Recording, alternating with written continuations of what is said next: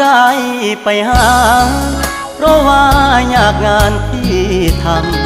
ำบ่ได้ใจดำยังกึดน้ำตัวน้องคือเก่าบ่ได้เปลี่ยนไปหัวใจอ้ายยังห่วงเจ้าบ่ได้ปล่อยให้เงาเสาร์อาทิตย์ติดงานโอทีได้แต่โทรหาน้องคงจะไม่ว่ากันบ่เคยเปลี่ยนพัน